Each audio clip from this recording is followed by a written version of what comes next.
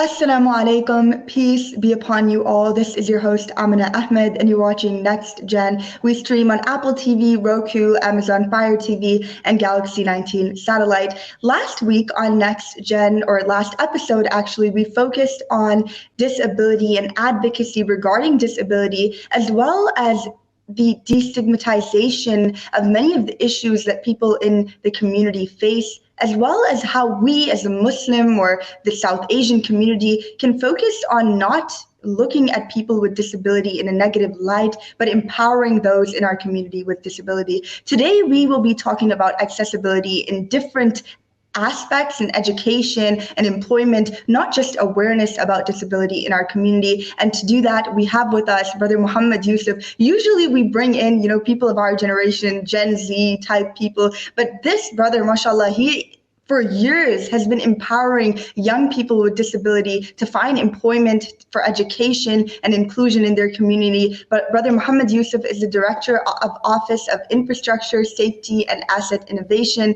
at the Federal Transit Administration. Prior to that, he worked at FHWA as Research Transportation Specialist at the Research and Development, where he was involved in research on connected and automated vehicles and accessible transportation. He had also worked at General Motors and Chrysler Corporation in the areas of vehicle product development. He is the founder and president of Equally Able Foundation, which has empowered 40,000 people with disabilities in 13 different countries. He is a thought leader in transportation and disability development, and he is also the author of this wonderful memoir that I am reading right now, Ascending Adversity. I think this brother, mashallah, you are wearing multiple hats. You are empowering those around you. And clearly you yourself are very, very empowered. Thank you for being on our show today.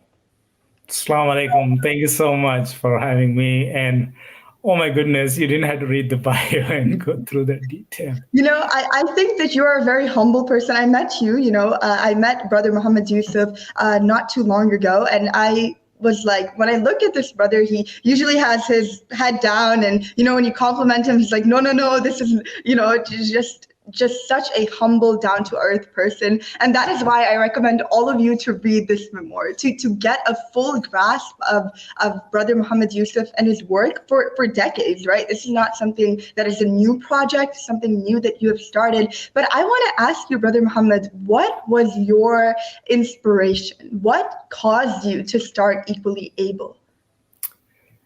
Jazakallah for that question. My life has gone through so many ups and downs, and having been through those challenges, and when Allah helped me to be where I am, it was a reflection of what one could do to, again, help others in need. What is critical or key to all of this aspect is that sometimes you think like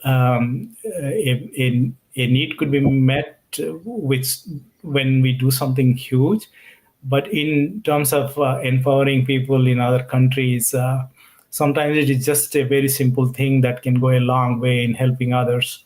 And the idea of Equally Able was to just see what and all we could do, but mostly drawing from the experiences of what I had gone through and how to use that to make a difference. Can you tell us a little bit about your own experiences that caused you to, start Equally Able, or to even work in this area for so long, and work in transportation, making transportation more accessible, as well as start this foundation that has empowered 40,000 people in so many different countries? What was your own experience that started this? Yeah, so just as a reference, I had polio as a child. So that happened when I was 2 years old, and I don't have a recollection of that. I'm actually glad that I don't. But when I had that for a long time, due to the circumstances and stigma, stereotype, education was never considered a part of my life, and there were other options being considered. And at the age of 12, that was the first time I went to school. And since then, like every time, like you want to achieve something, I met with obstacles, and Among them were access to education, access to equipment, access to employment when I actually graduated. So like our foundation, the idea was to really see how we could remove some of the barriers to education, to providing equipment and employment, because employment is huge. It provides not only the financial like inclusion, but it also makes one part of the community and like social being. Right, right. And what initiatives are Equally Able tackling right now? What initiatives have you guys launched? I know that it has been going on for a pretty long time. I believe about 2 decades, if I'm not wrong. It's been there for a while, yes. That is correct. So the two big initiatives this year that we are focusing on is one, to build regional wheelchair manufacturing centers. And we have a project in Kenya, and we also have been in discussions with Pakistan to see how we could make wheelchairs like high quality WHO standard wheelchairs available that can run both in indoor and outdoor environments. And then we also are working on what we call a Give Hope Housing initiative, wherein we are planning to create 1,000 small businesses for people with disabilities. And those are wonderful initiatives, and I know that your team is working closely with the leadership in this arena with so many different countries, and I'm kind of thinking that must be so difficult, that must come with its own set of challenges, especially when you're not just working nationally, you're working internationally. What challenges, what issues do you guys face when it comes with that? Yeah, no, alhamdulillah, like what has worked in our favor is that we have been lucky to have found reputable but organizations with good heart. In terms of the challenges, unless you're working with an organization which works in the disability space, you will have to create the awareness and the environment to work with those organizations. And that takes some time and effort. But especially like the project in Kenya and even the discussions that we are having in Pakistan, we are working at like the highest level, and we just had a meeting in Kenya 2 weeks ago, where we had the first prototype of the wheelchair project that we had envisioned, and that involves the Kenyan government and other organization in UK, local partners, universities, and over 80 some people attended the gathering that was to look at the first prototype. Wow, that's amazing work that you are doing, Brother Muhammad. We will be right back to continue discussing the work of Equally Able, as well as work that you have done in other sectors after our short break. You're watching us on Muslim Network TV. We stream on Apple TV, Roku TV, Amazon Fire TV, and Galaxy 19 satellite. We will be right back after our short break.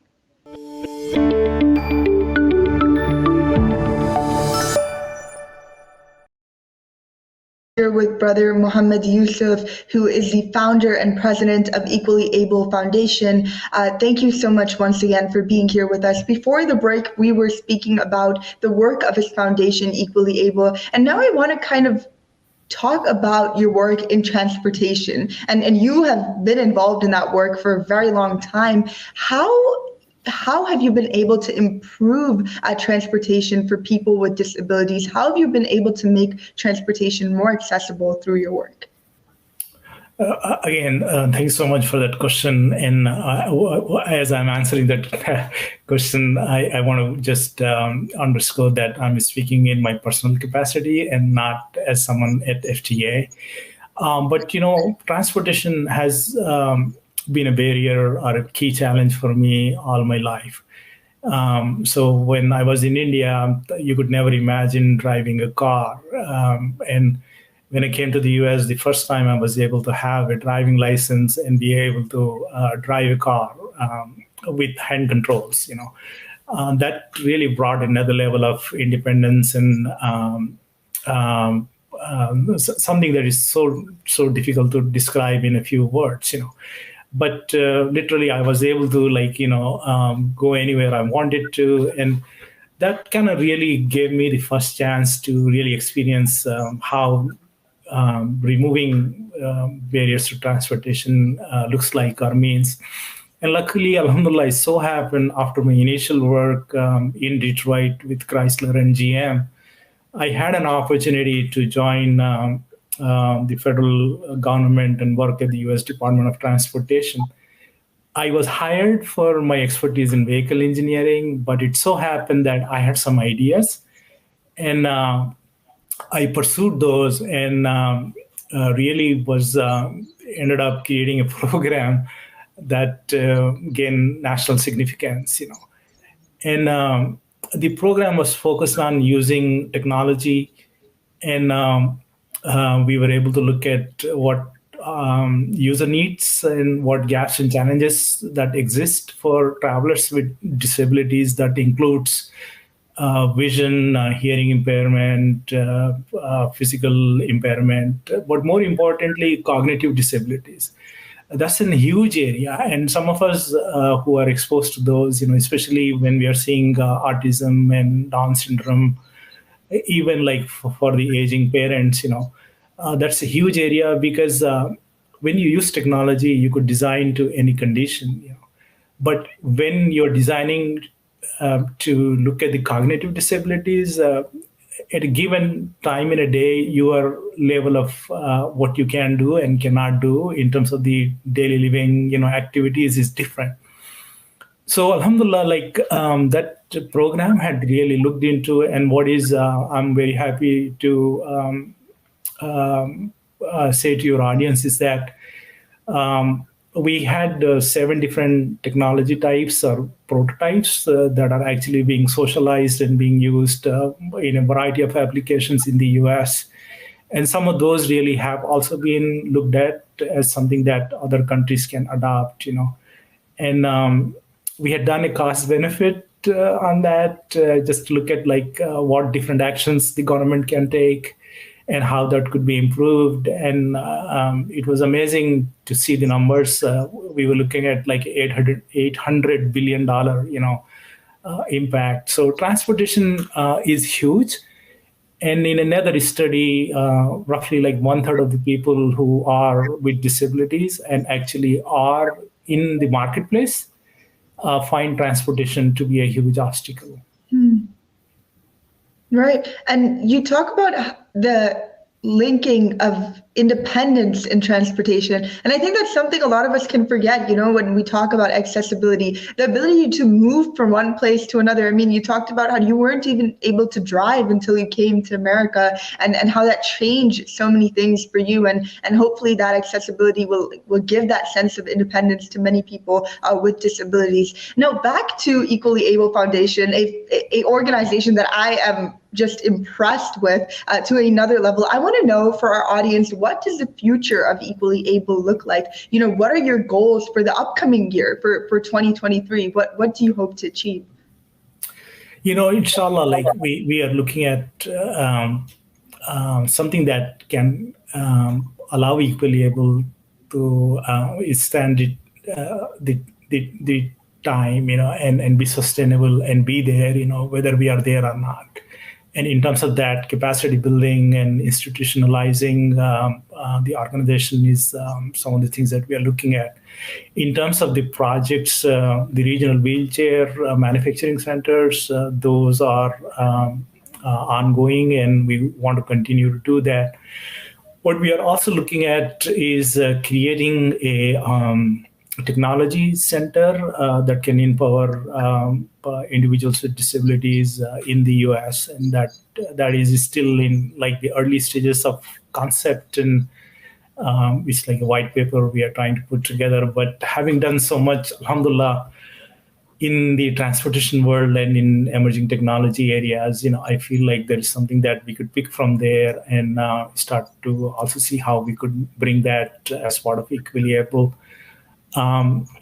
youth like you and all, like that is the power of tomorrow. And I feel and really believe that we could benefit so much more from engaging with you all and seeing how you all could be part of our effort. um, Although like this organization is like 20 years old, every voice we take very seriously, and any ideas that you have to improve or to be part of equally able, welcome that opportunity. And actually that's something that I'm really hoping that that we will be able to do. Definitely, I urge our young people who are watching to support the Equally Able Foundation. And Brother Muhammad Yusuf, how do you support your organization, your work that you are doing? How can someone, for example, donate for someone in another country to be able to get access to a wheelchair that meets the WHO standards? How do we do that? Yeah. I mean, you could go to our website, equallyable.org, and there is a donate button. But when you actually are on the donate page, there are different options for you to pick, whether it is like a education program or equipment. But in the comments, there is a comments box. If you have a particular country in mind, you could indicate that. The donations to Equally Able are tax deductible, but also are zakat eligible. So there are even options for you to pick from. If it is a zakat fund, please check that box, and we'll make sure that these monies are spent like that. Right. Thank you for that. And before we end today, I think you have a lot of wisdom to give to our young people. What advice do you have to the young people who are watching, to young people who want to learn about accessibility? What advice do you have to them when it comes to the topic of accessibility and addressing that? The easiest thing one could do is there is almost in any community, you will have an individual with a disability. Shadow them like for an hour, for half an hour. Just try to be in their shoes, and you will see like what life is like. Mm-hmm. But more importantly, I think our youth here, to them, someone with a disability, the empathy levels are all different. You all look at disability in a very different way than when we used to, when we were back in India. So like, with regard to like, that could be huge. And then make disability part of any other narrative, any discussion that you have, whether it is schools or even boards. We need to increase, especially in our community, the level of awareness and sensitivity. I mean, I want to say sensitivity because our environments are not still welcoming to the extent that they need to be. Right. Thank you so much, Brother Muhammad Yusuf, for being on our show today. Thank you for your advice and for the work that you are doing. Thanks so much for having me, and duas to you all the listeners, and please keep us in duas as well. Inshallah. And to our audience, thank you for tuning in today. Make sure to support Equally Able through the way that our Brother Muhammad Yusuf just explained. And we will be back the week after next week for our episode on Next Gen. You're watching us on Apple TV, Roku, Amazon Fire TV, and Galaxy 19 satellite at Next Gen, where we seek to amplify the voices of young people and those who are empowering young people. Thank you. Assalamu alaikum.